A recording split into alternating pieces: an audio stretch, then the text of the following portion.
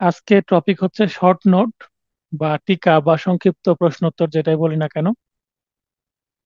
বেশ কয়েকটি ছোট ছোট প্রশ্ন রেখেছি। এগুলো পরীক্ষায় 4টা বা 5টা আসবে, এসে বলতে পারে যে সংক্ষেপে উত্তর দিন বা টিকা লিখুন। 4টা দিয়ে 4টাই লিখতে বলতে পারে, বা 5টা দিয়ে 4টা লিখতে বলতে পারে। 8 থেকে 10 নম্বরের প্রশ্ন হতে পারে এখান থেকে। তো 8 থেকে যদি 10 নম্বর হয়, তাহলে 2 বা 2.5, একটা টিকাতে 2 বা 2.5-এর জন্য প্রশ্ন আসবে।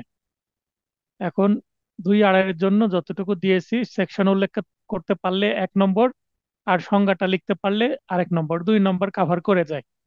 যদি 2.5 বা 3 নম্বরের জন্য আসে, তাহলে নিজে থেকে বানিয়ে একটা উদাহরণ দিয়ে দিবেন। উদাহরণ আমরা বিআর একটা পাবো, উদাহরণ পাবো আমার এমসিকিউ নোটে। তো এখানে আর উদাহরণ দিয়ে এগুলো বড় করিনি, মূল জিনিসটা আপনাকে মাথায় রাখতে হবে তাই। তাহলে প্রথমে আছে জাজ বা জজ, কাকে বলা হবে? এইটা দ্য পেনাল কোড 18 and 60 এর 19 ধারায় জজের সংজ্ঞা প্রদান করা হয়েছে। দেখবেন, প্রথমেই আমি ইংরেজিতে আইনের নাম, ধারাটা বাংলায় লিখলাম, এবং টাইটেল মার্ক দিয়ে 2 পাশে কমা দিয়ে যেটা লিখতে আসবে সেটা দিলাম। এর সংজ্ঞা প্রদান করা হয়েছে। এখন যদি বাংলায় আসে প্রশ্ন, আপনি বাংলার পাশাপাশি ইংরেজিটা যদি সঠিক বানানে দিতে পারেন, ফাইন, ইংরেজিটা দিবেন। তবে ইংরেজি দেওয়া কম্পালসারি না। ইংরেজি আমি দিয়েছি এই কারণেই, যেন ইংরেজিতে প্রশ্নও যদি আসে তাও আপনার উত্তর করতে পারবেন। ইংরেজিতে আসলো জাজ, তখন আপনি এখানে জাজ লিখে সেটা বাংলাতে লিখলেন উত্তর। ইংরেজি বাংলা দেওয়ার কারণ যেন আপনি এই টপিকের সাথে ইংরেজি বাংলা উভয়টা পরিচিত হতে পারেন। তো এখানে যতগুলো আমি টিকা রেখেছি সবগুলোর প্রথম লাইন একই। প্রথম সেন্টেন্স, এই পেনাল কোড এভাবে শুরু হয়েছে, এত ধারায় এত এই বিষয়টির সংজ্ঞা প্রদান করা হয়েছে। তার যে পরের লাইন সেটাও একই রকমই। অত্র ধারার বিধান মতে জজ বা জাজ বলতে বোঝাবে, এইটা রিপিট হবে বারবার।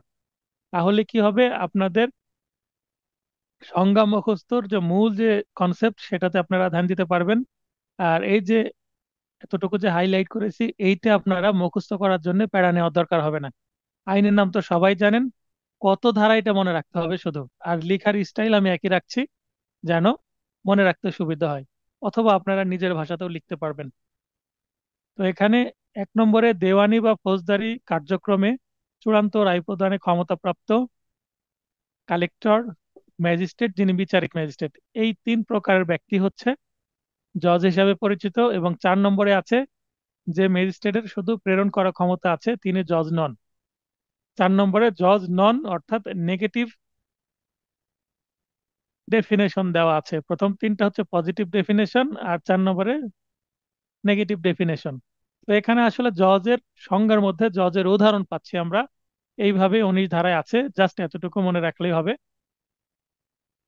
এরপরে চলে যাই আমরা অবৈধ লাভ বা unlawful gain. Unlawful gain, unlawful,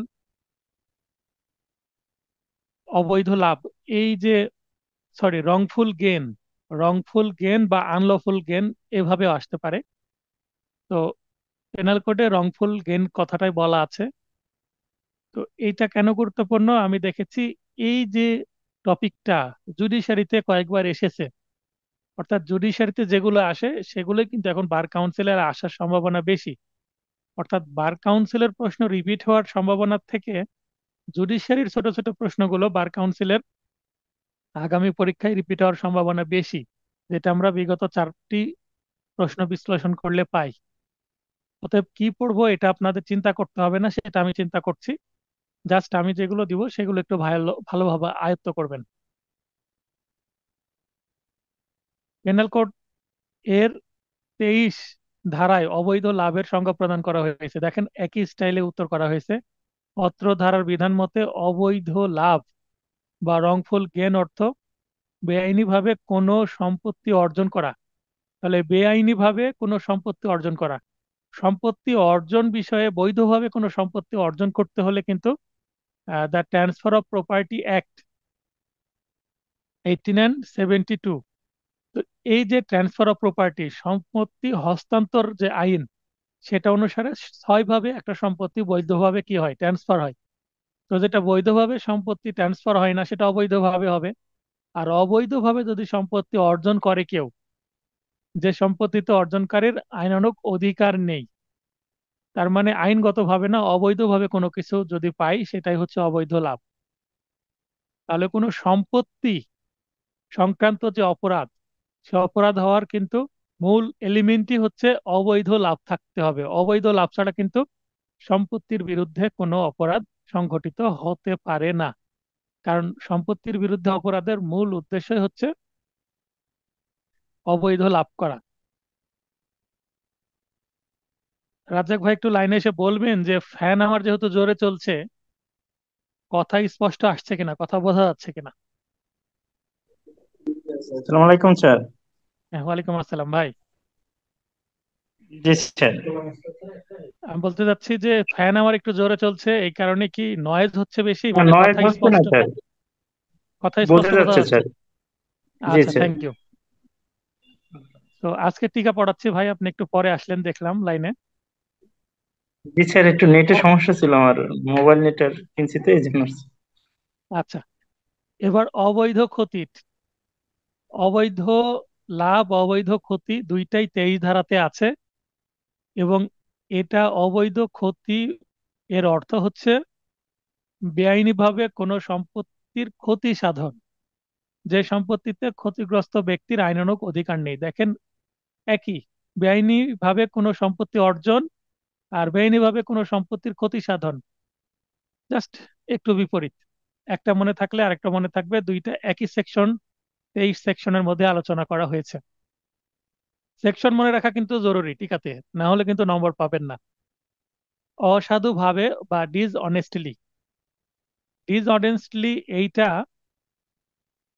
penal কোডের 24 ধারায় আছে।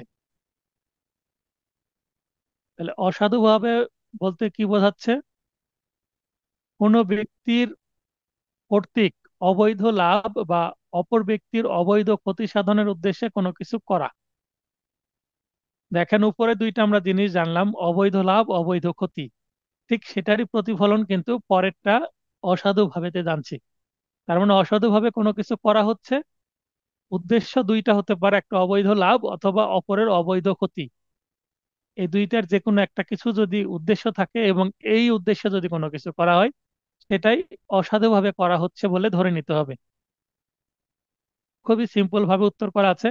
এইভাবে উত্তর করতে পারলেও আপনারা ভালো নম্বর পাবেন। 2 নম্বরের এর থেকে বেশি দরকার নেই। চাইলে একটা বানিয়ে উদাহরণও দিতে পারেন। সরল বিশ্বাস বা সৎ বিশ্বাস, ইংরেজিতে গুড ফেথ, ল্যাটিনে বোনাফাইড। এটা 52 ধারায় আছে। যথাযথ সতর্কতা ও মনোযোগ সহকারে সম্পাদিত কোনো কার্য বা কার্যবিরতি সরল বিশ্বাসে সম্পাদিত বলে গণ্য হবে। তাহলে দুইটা বিষয় মনে রাখতে হবে, যথাযথ সতর্কতা ও মনোযোগ সহকারে। যথাযথ সতর্কতা ও মনোযোগ সহকারে আমরা অসংখ্যবার এটা এমসিকিউ ব্যাচে দেখেছি। পেনাল কোড পড়ার সময় প্রশ্ন এটা বারবার রিপিট হয়। পেনাল কোডে যেমন এটা আছে, এটা অন্য আইনের মধ্যেও আছে। আশ্রয় বা হারবর, এটা 52 ধারাতে আছে। এটা দ্বারা কি বোঝাচ্ছে? বসবাসের স্থান, মানে বাসস্থান, খাদ্য, পানীয়, অর্থ, পোশাক, অস্ত্র, বিস্ফোরক। বিস্ফোরক বলতে যেটার মধ্যে বারুদ আছে, যেটা দিয়ে বারুদ দিয়ে কোনো কিছু তৈরি করা, সেটাই বিস্ফোরক পদার্থ বলা হয়। এক্সপ্লোসিভ যেটাকে বলা হয়, এক্সপ্লোসিভ বিস্ফোরক, ইংরেজিতে এক্সপ্লোসিভ।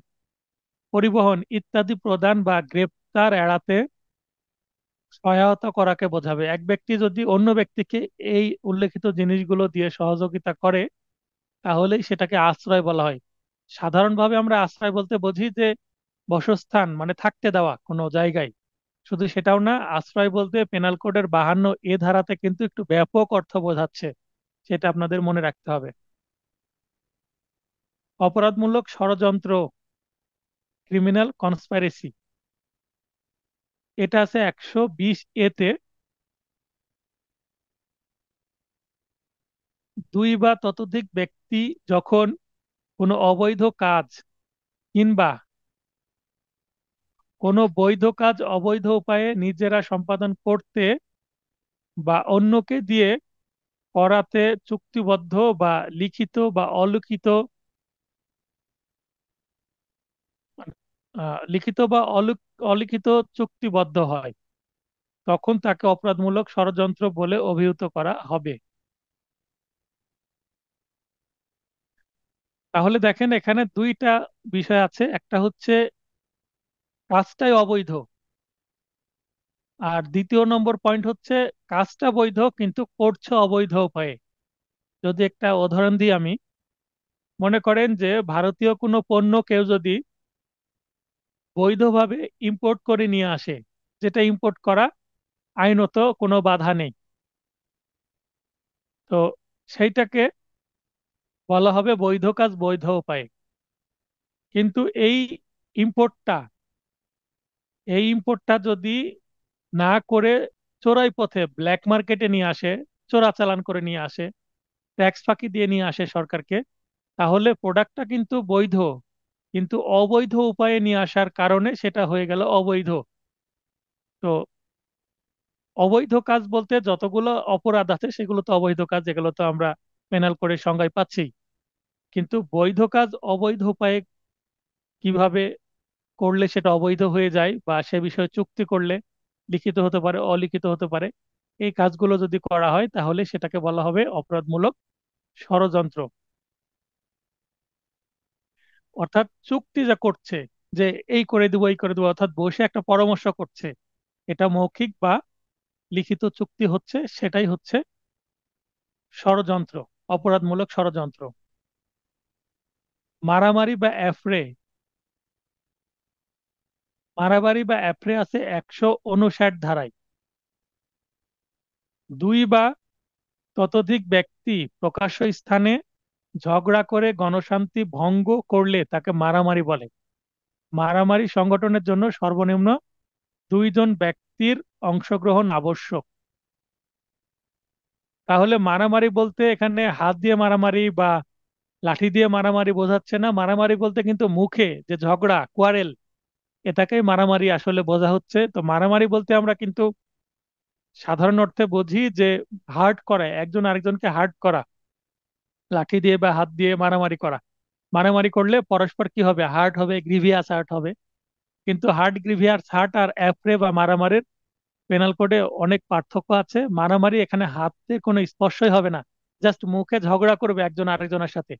তো একজন আরেকজনের সাথে যদি ঝগড়া করে এবং সেটা যদি প্রকাশ্য স্থানে হয়, তাহলে কিন্তু সেটা কি হবে, মারামারি হয়ে যাবে, এবং অন্যরা বিরক্ত হলেই সেটা মারামারি হবে। এবং এটার জন্য মিনিমাম 2 জন লোক লাগবে, 2 জনের বেশি হলেও তো হতে পারে। গণ উপদ্রব বা গণ উৎপাত বা উৎপাত বা পাবলিক nuisance, যেটাই বলি না কেন,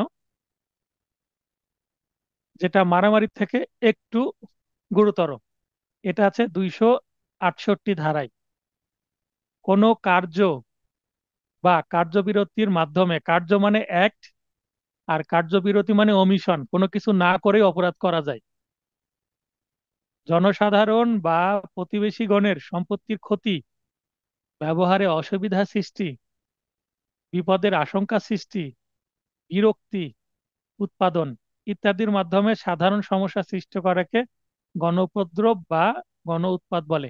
তাহলে গণ উৎপাত বলতে শুধু একজন বা একটা পরিবারের সমস্যা সৃষ্টি করলে হবে না, এই সমস্যাটা কিন্তু একটা এলাকার পুরো যে লোকজন আছে, প্রতিবেশী আছে, জনগণ বলতে কিন্তু ওই একটা পরিবারকে বোঝায় না, কয়েকটি পরিবার বা 10-20 জন লোককে বোঝাবে।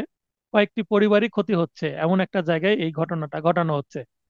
মনে করেন যে গান বাজিয়ে এক ব্যক্তি প্রতিদিন, মনে করেন যে এলাকায় উচ্চ স্বরে স্পিকারে গান বাজায়, যেটা অন্য অন্য মানুষের সমস্যা হতে পারে, বা নামাজের সময় গান বাজাচ্ছে, অন্য মানুষের সমস্যা হতে পারে। তো এগুলো গণ উপদ্রবের মধ্যে পড়বে।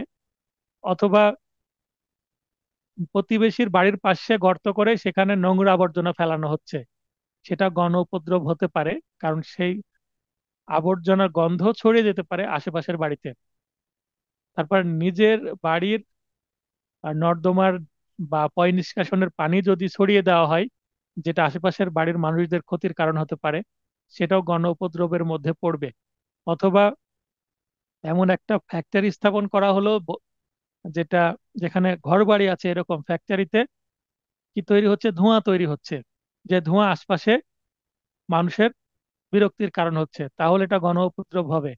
তারপরে দেখবেন ইটের ভাটা থাকে, ইটের ভাটাতে যখন চুল্লিটা কাছাকাছি দেওয়া হয়, তাহলে ইটের ভাটায় আগুন পোড়ানোর পরে ধোঁয়া ছড়িয়ে যেতে পারে এলাকায়, গ্রামের মধ্যে যেখানে বসতি আছে সেখানে। অথবা যদি আহ, ছাই তৈরি হয় সে আগুনে, ছাইটা কিন্তু পাউডার আকারে আশপাশে ছড়িয়ে যেতে পারে, যেটা পরিবেশ দূষণ হতে পারে। তো গণ উপদ্রব কিন্তু দূষণের সাথে সম্পর্কিত। দূষণ বলতে বায়ু দূষণ, মাটি দূষণ, পানি দূষণ, শব্দ দূষণ, তারপরে ওডার পলিউশন বা গন্ধ দূষণ, এগুলোর সাথে সম্পৃক্ত, যেগুলো অনেক মানুষের জন্য বিরক্তির কারণ হবে, সেটাই হবে গণ উপদ্রব বা পাবলিক নুইসেন্স। পাবলিক নুইসেন্স কিন্তু ক্রিমিনাল মামলাও করা যায়। তো ক্রিমিনাল মামলা থেকে সিভিল মামলা করলে বেশি এখানে সুবিধা পাওয়া যায়, ক্ষতিপূরণও পাওয়ার সম্ভাবনা আছে। তাই এখানে অধিকাংশ মানুষ আমরা এই গণ উপদ্রব বা নুইসেন্সের ক্ষেত্রে ব্যবহার করে থাকি সিভিল মামলা। আবার এটা টর্ট আইনেও একটা বড় ধরনের অপরাধ। যদিও বাংলাদেশে টর্ট আইনের ব্যবহার খুব একটা নাই, কিন্তু আইন আছে, টর্টের ব্যবহার খুব একটা নাই। যারা টর্ট আইন পড়েছেন তারা এই বিষয়গুলো মোটামুটি রিলেট করতে পারছেন। এরপরে ঠগ, 310 ধারায় ঠগের সংজ্ঞা আছে। যে ব্যক্তি খুন বা খুন সহ দস্যুতা বা শিশু চুরি, শিশু চুরি বলতে মনুষ্য হরণ এর উদ্দেশ্যে এক বা একাধিক ব্যক্তির সাথে অভ্যাসগতভাবে যোগাযোগ রাখে তাকে ঠগ বলে। ঠগ, তাহলে ডাকাতি যারা করে, দস্যুতা যারা করে, খুন যারা করে, চিহ্নিত যারা মারাত্মক অপরাধী, তারাই আসলে ঠগ। কারণ তারা একটা দলবদ্ধভাবে অপরাধ করে এবং এই দলের সাথে তারা যোগাযোগ রাখে। যোগাযোগ রাখলেই সে ঠগ, কোন অ্যাক্টিভিটি করুক আর না করুক, কারণ সে একজন পটেনশিয়াল অপরাধী, সে সুযোগ পেলে অপরাধ করবে, এই কারণেই ঠগকে চিহ্নিত করে সাজা দেওয়া হয়। চুরিকৃত মাল বা স্টলেন প্রপার্টি, এটা আছে 410। চুরি বা বলপূর্বক আদায়, দস্যুতা বা আত্মসাৎ এবং অপরাধমূলক বিশ্বাসভঙ্গ ইত্যাদি উপায়ে হস্তান্তরিত সম্পত্তিকে চুরিকৃত বা লুটকৃত বা চোরাই মাল বলা হয়। তাহলে চুরি করলে যে মাল প্রাপ্ত হয় সেটাও চোরাই মাল, এক্সটর্শন বা বলপূর্বক আদায়ের মাধ্যমে যে মালটা পাওয়া গেল সেটাও চোরাই মাল, রবারি বা দস্যুতার মাধ্যমে যে মালটা পাওয়া গেল সেটাও চোরাই মাল, অপরাধমূলক বিশ্বাসভঙ্গ, আত্মসাৎ, এগুলোর মাধ্যমে যে মালামাল পাওয়া গেল সেটাও কিন্তু চোরাই মাল বা স্টলেন প্রপার্টি। তাহলে স্টলেন প্রপার্টি দ্বারা কিন্তু সবকিছুকে বোঝাচ্ছে, শুধুমাত্র ডাকাতির মাধ্যমে যে মালটা পাওয়া যায় সেটাকে স্টলেন প্রপার্টি বলা হয় না। ডাকাতি ছাড়া অন্যান্য যে অপরাধের মাধ্যমে সম্পত্তি অর্জন করা হয় সেগুলোই চোরাই মাল বা স্টলেন প্রপার্টি। অনিষ্ট, বিনাশ বা ক্ষতি সাধন, ইংরেজিতে মিসচিফ, 425 ধারায় আছে। জনসাধারণের বা কোনো বিশেষ ব্যক্তির সম্পত্তি নষ্ট বা পরিবর্তনের মাধ্যমে ক্ষতি সাধন করাকে অনিষ্ট বলে।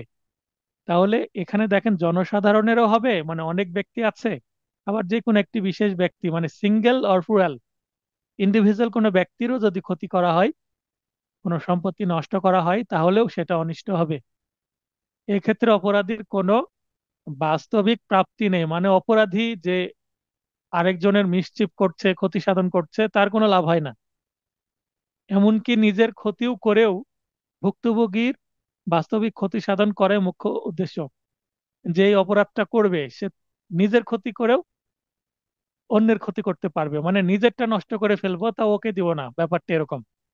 আর অন্যেরটা তো যদি ক্ষতি করতে পারি সেটা তো তার উদ্দেশ্য। মানে এখানে মানসিক একটা হীনমন্যতার কারণে এই অপরাধটা হয়।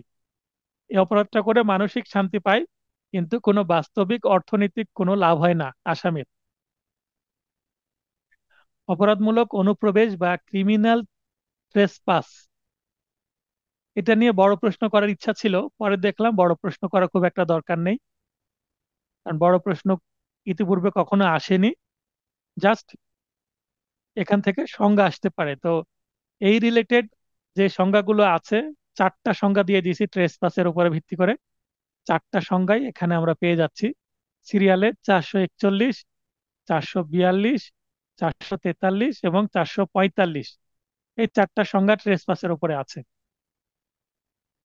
প্রথমে 441-এ অপরাধমূলক অনুপ্রবেশ বা ক্রিমিনাল ট্রেসপাস। তাহলে এই ধারার বিধানে কি আছে? ভীতি প্রদর্শন বা অপমান বা বিরক্তির মাধ্যমে অপরাধ করার উদ্দেশ্যে বিনা অনুমতিতে অন্যের সম্পত্তিতে প্রবেশ করাকে অনধিকার প্রবেশ বা অনুপ্রবেশ বলে। অনধিকার প্রবেশ বলতে এখানে কিন্তু ওপেন প্লেসে প্রবেশকে বোঝাচ্ছে। মনে করেন কারো বাগানে প্রবেশ করলো, কারো পুকুরে নেমে গেল, আর কারো আহ, জমিতে নেমে গেল, বা বাড়ির সামনে যে জায়গাটুকু আছে সেখানে চলে গেল বিনা অনুমতিতে। কারো প্রাইভেট প্রপার্টিতে প্রবেশ করাকে কিন্তু ক্রিমিনাল ট্রেসপাস বলে। যদি সরকারি যে রাস্তা আছে, সরকারি যে খাস জমি আছে, সেখানে প্রবেশ করলে কিন্তু ট্রেসপাস হবে না, কারো প্রাইভেট প্রপার্টিতে প্রবেশ করতে হবে তার বিনা অনুমতিতে। অনধিকার গৃহে প্রবেশ, হাউস ট্রেসপাস, তাহলে আগেরটা 441 ছিল, এবার হচ্ছে 442। আগেরটা ওপেন প্লেসে খোলা স্থানে, আর পরেরটা হচ্ছে আবদ্ধ স্থানে, অর্থাৎ বদ্ধ স্থানে। সেটা হতে পারে অনধিকার গৃহে প্রবেশ বলতে বোঝাবে গৃহ, তাঁবু, জলযান। জলযান বলতে শিপ, যেমন আমরা বলি ফেরি, তারপরে জাহাজ, পানি জাহাজ যেটা আর কি, যেটা পানিতে বা সাগরে চলে, নৌকা টাইপের। উপাসনালয় মানে মসজিদ, মন্দির, প্যাগোডা, গির্জা বা গুদাম, গোডাউন, যেগুলো যেগুলো আবদ্ধ স্থান যেখানে মানুষ বিশেষ উদ্দেশ্যে কোনো কিছু রাখে বা বসবাস করে বা উপাসনা করে, এই ধরনের জায়গা ইত্যাদিতে অপরাধ করার উদ্দেশ্যে মালিকের বিনা অনুমতিতে প্রবেশ, এটাই কিন্তু অনধিকার গৃহে প্রবেশ।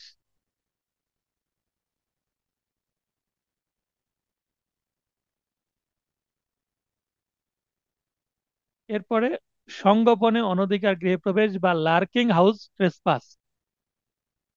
442-এ হচ্ছে গৃহপ্রবেশ, যেটা ওপেন, মানে যে মালিক তার সামনাসামনি, মানে একটু ডেয়ারিং দেখিয়ে তার সামনাসামনি প্রবেশ করা। আর যেটা 443 লার্কিং, লার্কিং মানে গোপনে, সংগোপনে।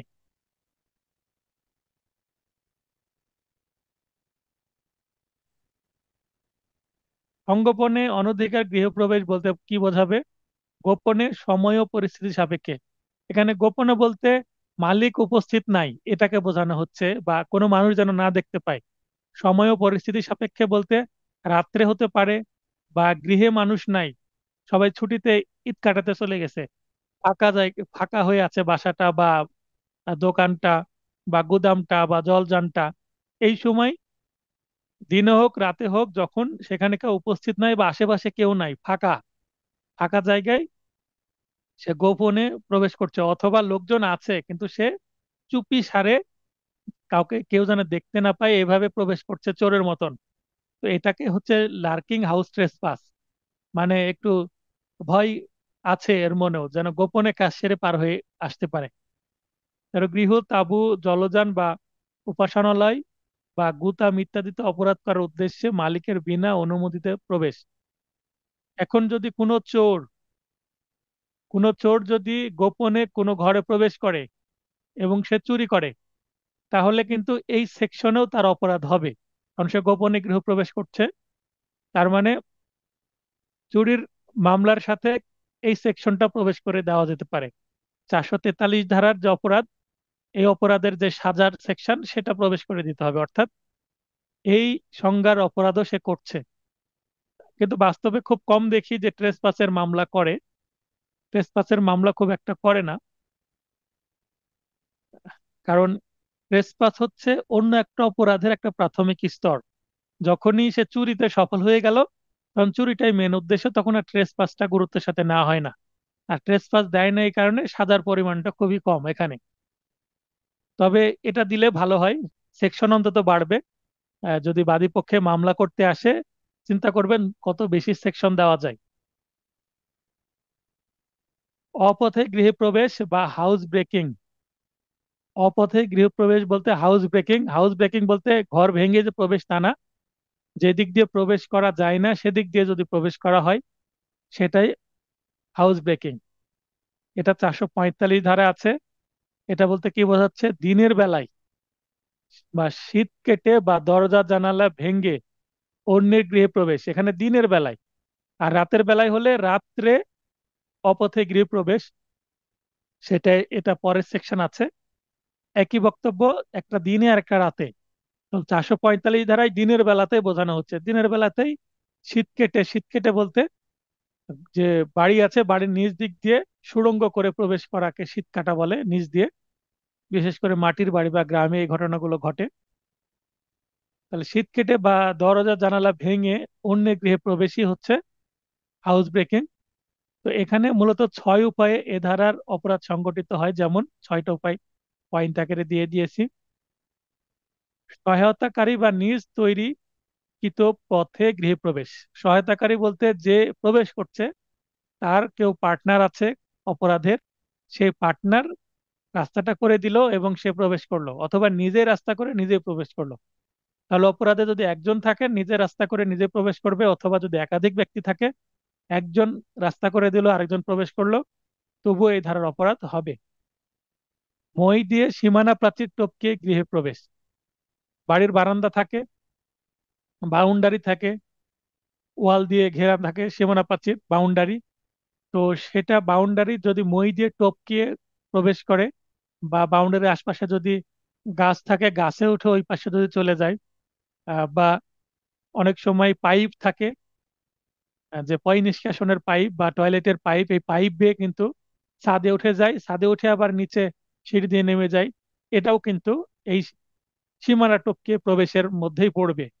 যদিও কোনো কিছু ভাঙচুর করছে না, কোনো কিছু নষ্ট করছে না, সীমানা বা বাড়ির যে অবস্থা সে অবস্থাতে থাকছে, কোনো ফিজিক্যাল ড্যামেজ করছে না বাড়ির, কিন্তু সে টপকে প্রবেশ করছে, তার মানে এই পথে দিয়ে তো প্রবেশ করার কথা না।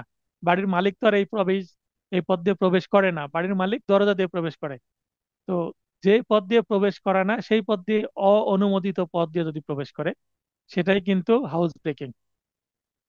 পরে পয়েন্ট, মালিকের অনুমোদনহীন পথে প্রবেশ, গৃহে প্রবেশ। তাহলে অনুমোদনহীন পথ মানে যে পথ দিয়ে অনুমোদন নাই যাতায়াতের, এই ধরনের পথ দিয়ে, সেটা যদি হেলিকপ্টারে করে এসে বাড়ির ভেতরে নামে, ল্যান্ড করে বা ছাদের উপরে ল্যান্ড করে, বা অন্য কোনো উপায়ে যদি ল্যান্ড করে, তবুও কিন্তু হাউস ট্রেসপাসের মধ্যে পড়বে, মানে হাউস ব্রেকিং এর মধ্যে পড়বে। তালা খুলে গৃহে প্রবেশ। তালা লাগানো আছে, তালা লাগিয়ে বাইরে গেছে কোথাও, ঘরে কেউ উপস্থিত নেই, তালা খুলে বা তালা ভেঙে প্রবেশ করছে, সেটাও হাউস ব্রেকিং। অপরাধমূলক বল প্রয়োগের আক্রমণ বা ভয় দেখিয়ে গৃহে প্রবেশ, তার মানে ভয় দেখাচ্ছে, তখন গৃহে প্রবেশ করতে দিচ্ছে বাধ্য হয়ে। বন্ধকৃত পথ উন্মুক্ত করে গৃহপ্রবেশ, অনেক সময় দরজা বা জানালা ইট দিয়ে বা অন্য কোনো কিছু দিয়ে বন্ধ করে দেওয়া হয়, যে এই দিক দিয়ে আর যাতায়াত করার দরকার নেই। তো সেই বন্ধকৃত পথ উন্মুক্ত করে কেউ যদি প্রবেশ করে, তাহলেও সেটা হাউস ব্রেকিং হবে। তাহলে এমসিকেও কিন্তু এটা গুরুত্বপূর্ণ, কয় প্রকারে হাউস ব্রেকিং করা যায়, 6 প্রকারে, এই 6 শব্দটাও, 6 সংখ্যাটাও গুরুত্বপূর্ণ। আবার রিটেনেও কিন্তু এই যে 6টা পয়েন্ট মনে রাখতে হবে, যদি চলে আসে, আসার সম্ভাবনা আছে এবার, তো এইভাবে আপনাদের মনে রাখতে হবে। এরপরে জালিয়াতি বা ফরজারি। 443, সরি, 463 ধারায় জালিয়াতি বা ফরজারি সংজ্ঞা দেওয়া হয়েছে। এই ধারার বিধান মতে কি বোঝানো হচ্ছে সেটা বলি। জনগণ বা কোনো ব্যক্তির অনিষ্ট সাধন বা প্রতারণা করার উদ্দেশ্যে মিথ্যা দলিল প্রণয়ন করলে তা জালিয়াতি হিসাবে গণ্য হবে। খুবই ছোট ছোট টু দা পয়েন্ট সংজ্ঞা দেওয়া হয়েছে। লিখতে সময় লাগবে না, মুখস্থ করতে সময় লাগবে না, মনে রাখলে নিজের ভাষাতেও লিখতে পারবেন।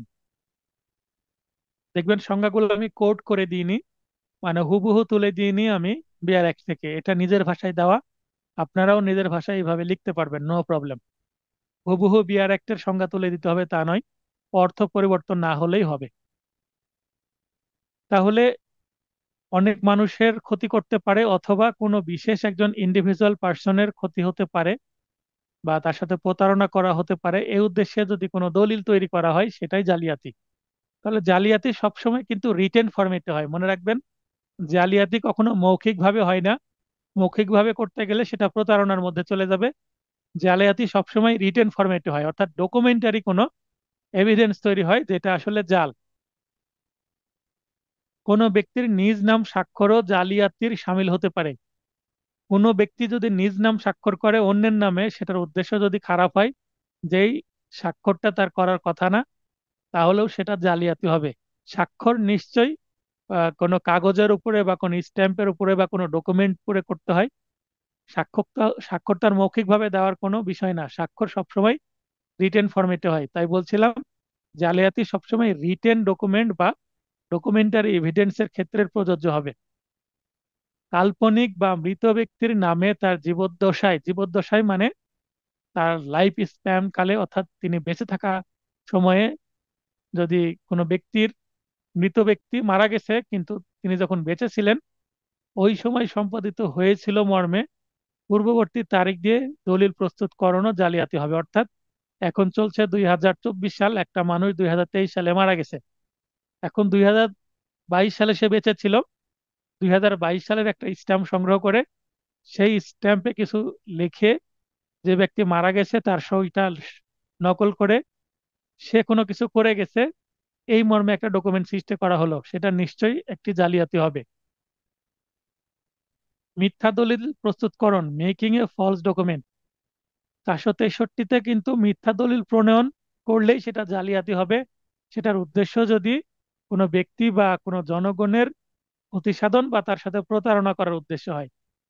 তাহলে এই যে প্রতারণার উদ্দেশ্যে মিথ্যা দলিল প্রণয়ন করছে, তো মিথ্যা দলিল, তো যেটা বলছিলাম, জালিয়াতি করার সময় যে ডকুমেন্ট গুলো তৈরি করা হচ্ছে সেটা জাল ডকুমেন্ট বা মিথ্যা ডকুমেন্ট। মিথ্যা দলিল প্রস্তুতকরণ কিভাবে করা যায় সেটা বিষয়ে বলা আছে ঠিক পরের সেকশন 463-তে ফরজারি বা জালিয়াতি, 464-তে মিথ্যা দলিল প্রস্তুতকরণ বা উদ্ভাবন, মেকিং এ ফলস ডকুমেন্ট। মূলত তিনটি উপায়ে মিথ্যা দলিল প্রস্তুত করা যায়। এমসিকিউ এর জন্য এটা গুরুত্বপূর্ণ, তিনটি উপায়ে করা যায়, এই তিন সংখ্যাটা গুরুত্বপূর্ণ।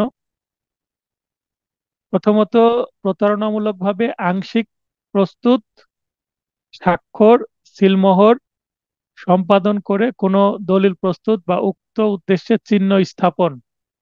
চিহ্ন বলতে এখানে সিল দেওয়া বা কোনো কিছু সাইন করা সেটা বোঝাচ্ছে। দ্বিতীয়ত, প্রতারণামূলকভাবে কোনো দলিলের কোনো অত্যাবশ্যকীয় অংশ কেটে পরিবর্তন করা, যেটাকে আমরা বলি টেম্পারিং করা। কোনো দলিল যদি টেম্পারিং করে কোনো কিছু পরিবর্তন করা হয়, যেমন কোনো বিক্রয় কবলা, কবলার যদি দলিলের খতিয়ানের নাম, খতিয়ানের যে কত নম্বর খতিয়ান সেটা পরিবর্তন করে দেওয়া হলো। খতিয়ান মনে করেন যে 100 নম্বর, সেখানে লিখে দিল 200, 1-কে 2 করে দিল। বা খতিয়ান হচ্ছে 600 নম্বর, 600-কে 500 করে দিল, 6-কে 5 করে দিল। এই যে সামান্য পরিবর্তন, বা দাগ নাম্বার পরিবর্তন করে দিল, সেইটা, এগুলো হচ্ছে মিথ্যা দলিল প্রণয়ন হবে টেম্পারিং করলে। তৃতীয়ত, প্রতারণামূলকভাবে কোনো উন্মাদ বা নেশাগ্রস্ত ব্যক্তির নিকট হতে স্বাক্ষর বা সিলমোহর গ্রহণের মাধ্যমে দলিল প্রস্তুতকরণ। কোনো ব্যক্তি নেশা করা অবস্থায় আছে বা সে উন্মাদ, পাগল, এই ধরনের ব্যক্তির কাছ থেকে প্রতারণামূলকভাবে সে তার অর্থ বা মর্ম না বুঝে যদি স্বাক্ষর বা সিল দেয়, সেটা করলেও সেটা মিথ্যা দলিল প্রণয়ন হবে। অর্থাৎ দলিল যার মাধ্যমে প্রণয়ন করা হচ্ছে বা যে উপায়ে প্রণয়ন করা হচ্ছে সেটা সঠিক না। কোনো ব্যক্তির নিজ নাম স্বাক্ষরও জালিয়াতির শামিল হতে পারে। কাল্পনিক বা মৃত ব্যক্তির নামে তার জীবদ্দশায় সম্পাদিত হয়েছিল মর্মে পূর্ববর্তী তারিখ দিয়ে দলিল প্রস্তুত করানো জালিয়াতি হবে। এই লাইনটা উপরেও দেওয়া আছে, নিচেও দেওয়া আছে, দুইটার ক্ষেত্রে প্রযোজ্য। এটা 464 ধারারই বক্তব্য। এরপরে জাল দলিল বা ফর্জ ডকুমেন্ট। তাহলে মিথ্যা দলিল প্রস্তুতকরণ কিভাবে করা হচ্ছে, কি উপায়ে করা হয়, সেটা 464তে আমরা দেখলাম। এবার হচ্ছে যে দলিলটা প্রণয়ন হয়ে গেছে, যেটা জাল করা হয়েছে, সেটাকে জাল দলিল বা ফর্জড ডকুমেন্ট বলা হবে।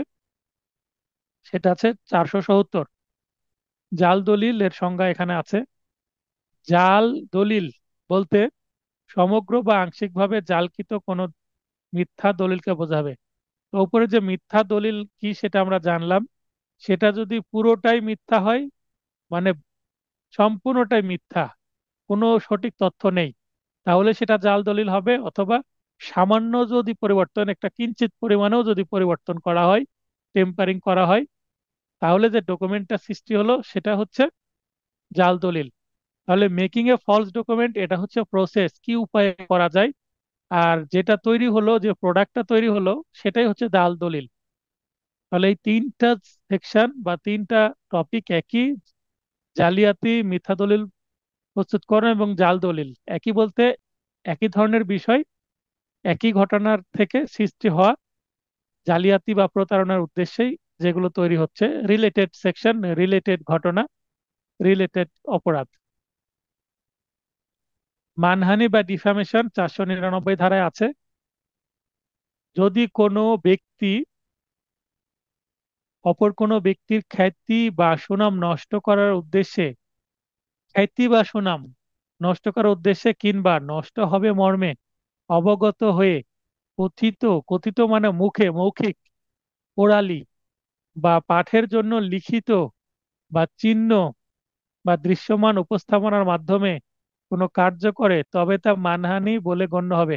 তাহলে মানহানি, মান শব্দের অর্থ কি? মান সম্মান বা প্রেস্টিজ, মান সম্মান বা প্রেস্টিজ বা ফেম, মান সম্মান প্রেস্টিজ ফেম, এইটা যদি নষ্ট করা হয় তাহলে সেটা মানহানি হবে। সেটা কি কি উপায় হতে পারে? মৌখিকভাবে হতে পারে, বা এটা লিখিতভাবে কোনো চিহ্নের মাধ্যমে হতে পারে।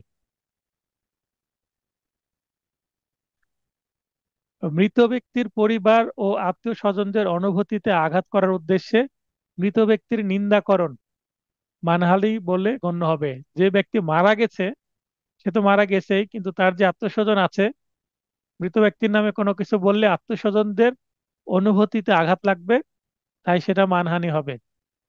কোম্পানির সমিতি বা অনুরূপ ব্যক্তি সমাবেশ সম্পর্কে নিন্দাকরণ মানহানি বলে গণ্য হবে। কোনো কোম্পানির দুর্নাম করা বলতে কোম্পানির মালিকের দুর্নাম, কোম্পানির কর্মকর্তা কর্মচারীদেরও দুর্নাম, এই কারণে সেটাও মানহানি হবে। বিদ্রুপমূলক ভাবে প্রকাশিত নিন্দা, বিদ্রুপমূলক ভাবে ছোট করা বা নিন্দা করে বা ব্যঙ্গ করে কোনো বক্তব্য প্রকাশ করলেও সেটা মানহানি বলে গণ্য হবে। কিন্তু যদি না প্রত্যক্ষ বা পরোক্ষভাবে কোনো ব্যক্তির নৈতিক বুদ্ধিবৃত্তিক গুণাবলী, বর্ণ, পেশা, প্রসিদ্ধি নষ্ট করে, তবে তা মানহানি বলে গণ্য হবে না। প্রত্যক্ষ এবং পরোক্ষভাবে যদি নষ্ট না করে, যে কোনো বক্তব্য বলল কিন্তু সে বক্তব্য দ্বারা কারো কোনো মান সম্মানের ক্ষতি হলো না, ক্ষতি যদি না হয় তাহলে সেটা অবশ্যই কি হবে না? মানহানি হবে না। অপরাধমূলক ভীতি প্রদর্শন বা ক্রিমিনাল ইন্টিমিডেশন। আমরা ভীতি প্রদর্শনকে বা ভয় দেখানোকে অনেক সময় থ্রেট দেওয়া বলি। তো সাধারণ ইংরেজি থ্রেট, কিন্তু পেনাল কোডে এটাকে বলা হচ্ছে ক্রিমিনাল বা অপরাধমূলক ইন্টিমিডেশন। 503 ধারায় এর সংজ্ঞা দেওয়া আছে, এবং 506 ধারা, 506 ধারাতে এটার শাস্তির বিধান আছে। অপরাধমূলক ভীতি প্রদর্শন এটা বলতে কি বোঝাচ্ছে? কোনো কার্য করতে বাধ্য করা বা কোনো কার্য হতে বিরত রাখার অভিপ্রায়ে কোনো ব্যক্তি কর্তৃক অপর কোনো ব্যক্তিকে তার দেহ, সুনাম বা সম্পত্তির ক্ষতি করার লক্ষ্যে আতঙ্কিত করাকে অপরাধমূলক ভীতি প্রদর্শন বা হুমকি প্রদান বলে। তাহলে দেখেন এখানে একটি, যে ব্যক্তি অপর ব্যক্তিকে হুমকি দিচ্ছে, মানে যে ভিকটিম, যাকে ভয় দেখানো হচ্ছে, হয় তাকে কোনো কাজ করতে বাধ্য করবে অথবা কোনো কাজ করা থেকে বিরত রাখতে বলবে। কোনো কাজ করতে বাধ্য করতে পারে, আবার যে কাজটি করা তার কথা না সেটা করতে বাধ্য করছে, অথবা একটি কাজ করা থেকে বিরত থাকতে বলছে। বলছে যে ওইটা তোমার জমি, কিন্তু ওই জমি আমি দখল করে নিলাম, ওই জমিতে তুমি যাবে না, এভাবে ভয় দেখাচ্ছে হয়তোবা। অথবা জমিতে একজন আছে, সে জমি ছেড়ে দেওয়ার জন্য ভয় দেখাচ্ছে নানান ভাবে, বা অন্য কোনো উদ্দেশ্যে, যে একটা রাস্তা দিয়ে চলাচল করছে সেই রাস্তা দিয়ে চলাচল করতে দিবে না, নানান কারণে ভয় দেখাতে পারে। বিভিন্ন মামলার সাথে আমরা 506 জুড়ে দিই। যেমন 420, তারপরে 406, 406, 420-এর মামলা অপরাধমূলক বিশ্বাসভঙ্গ বা প্রতারণা, এই ধরনের মামলার সাথে আমরা এই সেকশনটা অনেক সময় জুড়ে দিই। কি কি কারণে? মনে করেন এক ব্যক্তি আরেক ব্যক্তির কাছে টাকা ধার নিয়েছে, টাকা ধার নেওয়া বা কোনো কারণে টাকার একটা লেনদেন হয়েছে, তার বিপরীতে কোনো কিছু দিতে হবে বা ধার হিসাবে পরে পরিশোধ করবে। এখন যে ব্যক্তি ধার নিয়েছে সে তো টাকা পরিশোধ করছেই না, বরং টাকা চাইতে গেলে আরো কি দিচ্ছে, হুমকি দিচ্ছে, থ্রেট দিচ্ছে বা ভয় দেখাচ্ছে যে টাকা তো দিবই না, এরপরে টাকা চাইলে কিন্তু খবর আছে, মেরেই ফেলবো বা আঘাত করে, শারীরিক আঘাত করে পঙ্গু করে দিব, এই ধরনের ভয় দেখাচ্ছে। তো আমরা যখন ভয় দেখানোর কথা বলি, মানে প্রাণে মেরে ফেলবো এই ভয়টাই উল্লেখ করি, কারণ প্রাণে মেরে ফেলার ভয় দেখালে সে সাজাটা বেশি।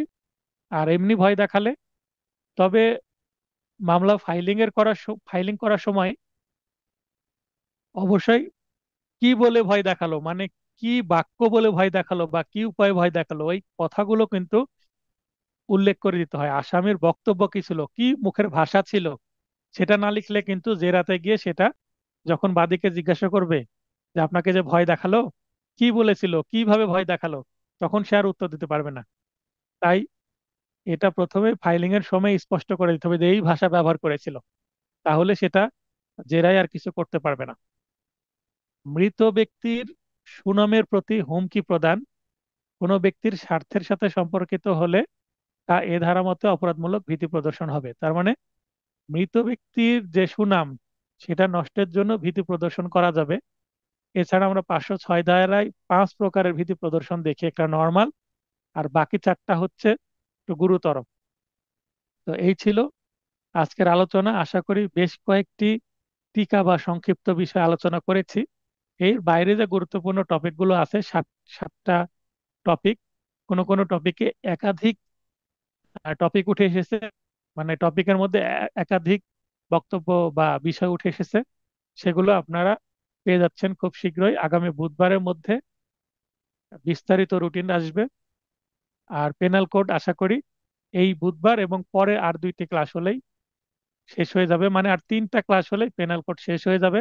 তবে পেনাল কোডের 100 নম্বরের একটা পরীক্ষা নেওয়ার আগে অবশ্যই পেনাল কোডটা একটু রিভিশন দিব, কারণ আপনারা নোট যেহেতু এখনো পাননি। নোট পাওয়ার পরে একটা রিভিশন ক্লাস হওয়ার পরেই পেনাল কোডের উপরে পুরো পরীক্ষা হবে। তবে আগামী শুক্রবারে পরীক্ষা না নিলেও শুক্রবারের পরীক্ষাটা হয়তো আমি শনিবারে নিতে পারি, রিটেনের, সেটা আমি নোটে উল্লেখ করে দিচ্ছি। কারণ নোট পাওয়ার পরে আপনাদেরকে তো একটু পড়তেও হবে, এই কারণে, যেহেতু নোট আপনারা হাতে পাননি, সেই কারণে পরীক্ষাটা হয়তো বা এই সপ্তাহে পরীক্ষা হচ্ছে, শুক্রবারে না হয়ে শনিবার রবিবারে পরীক্ষা হতে পারে। তো আজকের আলোচনা এতটুকুই। আজকের আলোচনা থেকে যদি আপনাদের কোনো প্রশ্ন থাকে, প্রশ্ন করতে পারেন। এই যে বিষয়গুলো আলোচনা করলাম গুরুত্বপূর্ণ বেশ কয়েকটি,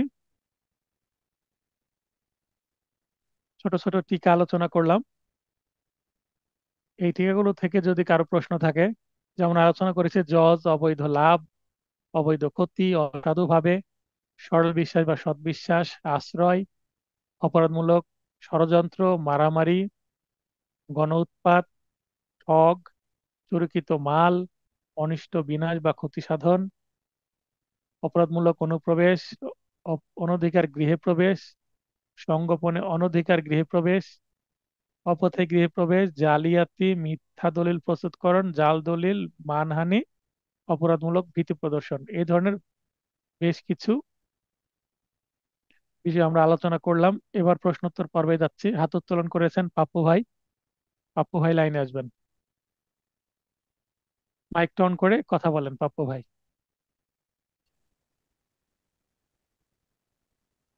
আপনার লাইন অন হয়েছে, কথা বলেন। সালাম আলাইকুম। ওয়ালাইকুম আসসালাম, কেমন আছেন? স্যার কেমন আছেন আপনি? আছি ভাই, ভালো আছি। তবে গরমে খুব অতিষ্ঠ হয়ে আছি। বিরতি দিচ্ছি এবং অন্য রুম থেকে একটু ঠান্ডা হয়ে আসছি। উপায় নাই। স্যার আমি বলেন। যে জন্য হাত উত্তোলন করলাম সেটা হচ্ছে এই টিকা বা এই যে সংক্ষিপ্ত যে বিষয়গুলো বললেন, হুম, এইটুক করলেই এনাফ নাকি আরো অ্যাড হবে সামনে? এ- এখানে টিকা মানে এই কয়টা টিকা পড়লেই হবে কিনা এটা বলছেন তো নাকি? জি জি জি জি। হ্যাঁ, এই কয়টা টিকা পড়লেই হবে। আর টিকার বাইরে যে টপিক গুলো আছে সেগুলোর উপরে বিস্তারিত প্রশ্ন আছে। মোট যেটা আপনার আজকের ক্লাসটাই দেখলাম স্যার, মানে আপনার যে ওই ধরে ধরে পড়লেন, আমিও খুব মনোযোগ সহকারেই দেখতেছিলাম। আপনার ভাষাগুলো খুবই সহজ, এগুলা খুব হ্যাঁ, খুবই মানে সহজ। মনে থাকবে, সহজেই মনে এখানে থাকবে। এই জন্যই বললাম যে এতটুকুর মধ্যেই সীমাবদ্ধ নাকি আরো টিকা বাড়াবেন সামনে, এই জন্যই আর উম, কি জিজ্ঞেস না, করলাম। এই এই সাবজেক্টের এই কয়টা টিকা পড়লেই হবে। আমি এর আগে পরিকল্পনা ছিল নোট দিয়ে দিই, সাজেশন পরে দিব, কিন্তু এটা উল্টো হয়ে যাচ্ছিল। স্বপন ভাইয়ের সাথে পরামর্শ করলাম এবং ঈদের মধ্যে আমি সাজেশনটা আগে তৈরি করে ফেলেছি। এবং আমার 22 সাল এবং 23 সালের যে নোট, সেই নোটটাকে বেশ মডিফাই হয়েছে এবার। যেমন যেই টপিকগুলো পড়ার দরকার নেই এবার 24 সালে, সেই টপিকগুলো আমি নোটে রাখিনি। আবার এটা যখন ভালো হয়েছে 25 স্যার। সালে, হ্যাঁ, আবার যখন 25 সালে ওই টপিকগুলো ইম্পর্টেন্ট হবে সেগুলো আবার ফিরে নিয়ে আসবো। যেমন পেনাল কোড থেকে আমি দুইটা কি তিনটা টপিক বাদ দিয়ে দিয়েছি। যেগুলো অলরেডি পড়া হয়ে গেছে, দুইটা টপিক সেগুলো বাদ হয়ে গেছে। তাহলে আমার পরবর্তী সাবজেক্টে গিয়ে এই ভুলটা আর হবে না। তার মানে যতটুকু আমার ইম্পর্টেন্ট এবার সেগুলোই আমরা পড়বো। এভাবেই যেন আমি সর্বোচ্চ স্যার আপনাদের কমন দিতে পারি আর কি। আমাদের স্যার এবার লাস্ট চান্স, মানে যদি কোনো রকমের কোনো ব্যতিক্রম হয় তো আবার এমসিকিউ তে যাইতে হবে। এই আর জন্যই সেটা মানে কোনো কমতি রাখিয়েন না স্যার। হ্যাঁ, সেটা জানি, আর আমি কমতি রাখছি না। দেখবেন আমি নোটে যেটা ইনক্লুড করেছি, নোটের বাইরে ক্লাস টেস্টের মাধ্যমে আপনাদের অনেক প্র্যাকটিস করা হবে। নিচে দেখেন কিছু বক্তব্য আছে। দেখছি স্যার, ওটা দেখছি আমি। এখানে বলছি ব্যাখ্যা ও সমস্যামূলক প্রশ্ন লাইভ ক্লাস ও ক্লাস টেস্টের মাধ্যমে চর্চা করানো হবে এবং পরবর্তীতে প্রশ্নগুলোর পিডিএফ আকারে প্রদান করা হবে। তার মানে মূল নোটে তো থাকছেই, এছাড়া ক্লাস টেস্টে মনে করেন একটা টপিকের উপর একটা সমস্যামূলক বা প্রবলেমেটিক প্রশ্ন আছে, এই সেম নেচারের প্রবলেমেটিক প্রশ্ন আমি 4-5টা আরো প্র্যাকটিস করাতে পারি ক্লাস টেস্টে, মডেল টেস্টের মাধ্যমে। তো ক্লাস টেস্ট মডেল টেস্টে যেগুলো আলোচনা করা হবে পরীক্ষার ঠিক 1 মাস আগে সেগুলোর সবগুলোরই আবার পিডিএফ দিয়ে দেওয়া হবে। আপনারা চাইলে পিডিএফ গুলো থেকেই পড়তে পারেন, অথবা পিডিএফ গুলো থেকে আপনি খাতায় লিখে নিতে পারেন, অথবা আপনি পিডিএফ গুলো প্রিন্ট করেও নিতে পারেন, অথবা পিডিএফ গুলো যদি কেউ চান যে আমাকে আবার কুরিয়ার করতে হবে, সেই ক্ষেত্রে আপনারা পিডিএফ গুলো আমাকে অনুরোধ করলে সেগুলো প্রিন্ট করে আমি কুরিয়ারও করতে পারবো। সেটা নির্ভর করছে সেটা রেডি হয়ে যাওয়ার পরে। তো এগুলো ক্লাস জি টেস্ট, ক্লাস টেস্ট গুলো যেমন নিব, ক্লাস টেস্টের উত্তর সহ একটা প্যাকেজ তৈরি হবে। এইটা আমি রিসার্চ চলতেই থাকবে। সেগুলো শেষ করে একবারে যদি আমি শুরু করি তাহলে তো আরো 2 মাস পরে আমাকে কোচিং শুরু করতে হতে পারো রিটেনটা। যেহেতু নোট আমার মোটামুটি রেডি, আমি কালকে কুরিয়ার করতে পারছি, তো নোটটা আমি পাঠিয়ে দিই। আর এইগুলো আপনারা পরে পাবেন পিডিএফ আকারে। তাছাড়া সাজেশনে আরো কিছু অতিরিক্ত প্রশ্ন যুক্ত করা হয়েছে। প্রশ্নগুলোর উত্তর গাইড হতে পরিণত হবে। কিছু অতিরিক্ত প্রশ্ন যুক্ত থাকছে, কিছু কিছু প্রশ্নের উত্তর আমি বলে দিচ্ছি এটা গাইডে পরিণত হবে। যে প্রশ্নটা কমন প্রায় সব গাইডে আছে, বিগত সালের প্রশ্ন, সেখানে হয়তো বা আমি বলে দিচ্ছি গাইড থেকে পরিণত হবে। তবে আমি ম্যাক্সিমাম প্রশ্নে উত্তর করে দেওয়ার চেষ্টা করেছি, যেটা আমার ল্যাঙ্গুয়েজে। কারণ অনেক গাইডে হয়তো একটু ভুল আছে বা ভাষাটা কঠিন আছে, পড়তে একটু কঠিন বা একটু বেশি পড়া আছে। তবে আমি সিরিয়াসলি বলছি, আমি খুব ছোট ছোট করে পড়াই। ছোট অল্প লিখলেই পাস করা সহজ, বেশি লিখলেই ফেলের সম্ভাবনা বেশি। কারণ এখন আপনাকে একটা সহজ জি উদাহরণ স্যার, দিই। এখন পাস করার জন্য যেটা দরকার আর কি। হ্যাঁ, আপনি পাস করার জন্য এবং বেশি নম্বর পাওয়ার জন্য যেই পদ্ধতিটা দরকার আমি সেটাই ইউজ করছি। এখন যেটা হয়ে গেছে, এখানে এক ভাই প্রশ্ন করেছে কোনো গাইড পড়তে হবে কিনা। আপনারা নোটটা হাতে পান, নোটটা হাতে পাওয়ার পরে মার্কেটের নতুন এডিশনের গাইড আসুক, আমি একটা গাইড রিকমেন্ড করব। গতবার একটা করেছিলাম, হয়তো ওইটাই আবার রিকমেন্ড করব। গতবার যারা গাইড কিনেছেন তাদের হয়তো আর গাইড কিনা লাগবে না, ওইটা এবং আমার নোট হলে হবে। তবে ক্লাস নিয়মিত করতে হবে, ক্লাস টেস্ট নিয়মিত দিতে হবে। ক্লাস টেস্টের যে সলিউশনটা সেটা আপনাকে মাথায় নিতে হবে। আপনি ইনস্ট্যান্ট প্রিন্টের ব্যবস্থা থাকলে আপনি প্রিন্ট করে নিতে পারেন, অথবা সেটা যেটা আমি উত্তর দিব সেটা আপনি কি করে নেবেন, খাতায় লিখে নেন, একটু পরিশ্রম করবেন, হাতের লেখাটা চর্চা হবে। খুব শীঘ্রই সকল বিষয়ের একটি নির্ভরযোগ্য সাজেশন পিডিএফ আকারে প্রদান করা হবে। হ্যাঁ, আমি যে সাজেশনটা তৈরি করব এবার আর সেটা পিডিএফ না, এইটা আমি নোটে ইনক্লুড করেই দিচ্ছি আপনাদের। এই বক্তব্যটা 23 সালের জন্য ছিল, খুব 1 মাসের সময় পেয়েছিলাম, এই কারণে মডিফিকেশন খুব কম হয়েছিল। তো সাজেশনটা আমার নোটের প্রথমেই থাকছে, এবার প্রিন্ট আকারেই যাচ্ছে, পিডিএফ আর দরকার হচ্ছে না। আইনের নাম ও কেস ল ইংরেজিতে লেখার পরামর্শ প্রদান করা হলো। মানে আইনের নাম যেখানে যেখানে ভুল করে বা আগের নোটে বাংলায় আছে আমার, সেইটা আমি বলবো যে আইনের নামটা ইংলিশ। যেমন এখানে দেখেন, দ্য পেনাল কোড 1860, এই যে আইনের নাম সবসময় ইংরেজিতে লিখবেন। 7টা আইনের নামই ইংলিশে লিখবেন। কেস রেফারেন্সে কেসের নাম ইংরেজিতে লিখবেন, কারণ আমরা সেটা যে বার কাউন্সিলের এমসিকিউ এবং রিটেন প্রশ্ন, আগে প্রশ্নগুলোতে আমরা দেখেছি বাংলা নামও ছিল, কিন্তু ইদানিং ইংরেজি নাম ব্যবহার করা হচ্ছে, তাই আমরাও ইংরেজি নাম ব্যবহার করব। বাংলা বা ইংলিশ মিডিয়াম, যে মিডিয়ামে আমরা পরীক্ষা দিই না কেন, বাংলা মিডিয়ামে পরীক্ষা দিলেও ইংরেজি নাম।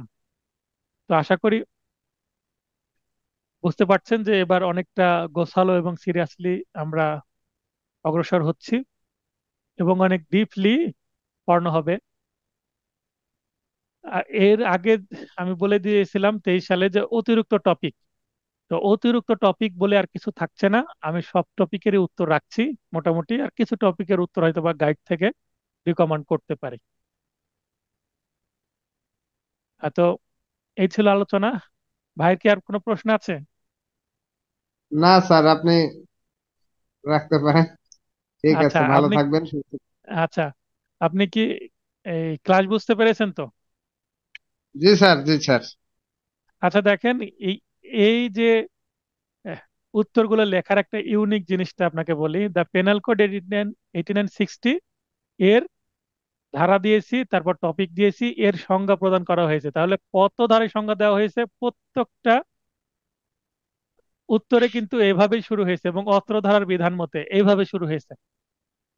এইটা আপনার না, একটা মাথায় গেঁথে যাবে, একটা আপনার ফরম্যাট। সুন্দর হয়েছে, স্যার। সাজানো গুলো সুন্দর হয়েছে, প্লাস আপনার ভাষাগুলো খুবই সহজ হয়েছে। এগুলো তাহলে সহজেই মনে থাকবে। হ্যাঁ, সেটাই আপনাকে মনে রাখতে হবে। তো বেশি আপনি পড়তে গেলে মনে থাকবে না, এমনি তো অনেক পড়তে হবে আপনাদের, কারণ আগে আগে যারা 17 বা 16 সালে বা 15 সালের দিকে পরীক্ষা দিয়েছে, 17 সাল বা তার আগের দিকে 7টা প্রশ্ন লিখতে হতো, 10টা বা 12টা প্রশ্ন মুখস্থ করে গেছে।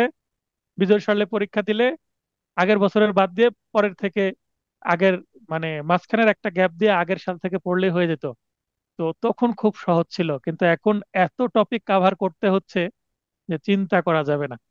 তারপরেও কমন দেওয়ার কোনো গ্যারান্টি নেই, তবে উত্তর করে যেন আসতে পারেন সেই অ্যাবিলিটি তৈরি করতে হবে আপনাদের, সেটাই আমি চেষ্টা করছি। তো যেহেতু জি স্যার। আপনাদের প্রশ্ন নেই, আপনাদের সবার সুস্বাস্থ্য কামনা করে ক্লাসটি শেষ করব। আবারও সতর্ক করছি, গরমে সুস্থ থাকার চেষ্টা করবেন, লিকুইড খাবেন, বাইরের তৈলাক্ত খাবার খাবেন না। বাসাতেও যেগুলো মানে বিশেষ করে গরু মাংস, এগুলো অ্যাভয়েড করতে হবে এখন, না হলে কিন্তু হিট স্ট্রোক হয়ে যেতে পারে। মানে যেগুলো শাকসবজি সেগুলো বেশি খেতে হবে, ডাক্তারি পরামর্শ হয়ে যাচ্ছে এই কারণেই। কারণ আপনাদের সুস্থতা কিন্তু আমার স্টুডেন্টদের সুস্থতা, মানে তারা ভালোভাবে পড়াশোনা করবে, তারা ভালোভাবে সফল হওয়ার জন্য এগিয়ে যেতে পারবে। আর এর আগে আমি দেখেছি যারা অসুস্থ থাকে তাদের রেজাল্ট খারাপ হয়। তাই সুস্থ রাখাটা নিজেদের দায়িত্ব, এবং আমি বারবার সেটা মনে করে দিই, এবং সেই দোয়া এবং শুভকামনা সবসময় ক্লাসের শুরুতেও করি, শেষেও করি। তো সবার সুস্বাস্থ্য কামনা করে ক্লাসটি শেষ করছি। শুভরাত্রি।